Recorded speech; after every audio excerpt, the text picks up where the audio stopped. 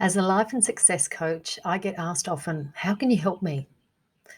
Well, let me share with you just a snapshot of my life, and this can tell you why. This is part one. I don't remember much of my childhood. I have small moments that I do recall, and they say it's my mind's way of protecting myself from the sexual and physical abuse I endured. I was in and out of home from 12 and a half years old. I was desperate for love, and I sure found it in all the wrong places. There is a song that I'm sure was written about me, looking for love in all the wrong places. Anyhow, I was raped in a church, on a street, in a park, even in a nightclub. I attempted suicide twice. Well, once was a serious attempt. The first was practice. And all I can say is, thank God I did not succeed because I'm happy where I am now.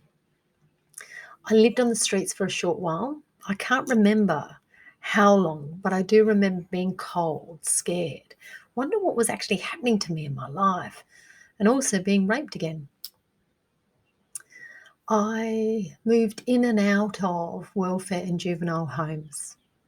I, I find it quite amusing that I that I actually have a juvenile police record. Given that I'm very respectful, and I was clearly still a respectful rebel back then, I didn't want to be there, but I didn't know how not to be there or how not to mix with those people. I just didn't know. I did drugs. Well, I smoked dope. That was popular back then. Heroin was for the rich kids, but saying I never did that anyhow. I was popular though because I learnt to whack my friends who couldn't inject. I digress completely.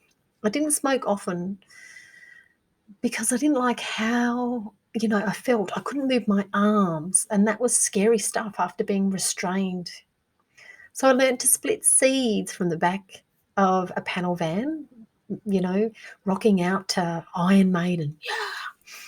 I have no idea how I got there, but I just did. I always landed in places and did things with people who welcomed me. Follow for part two.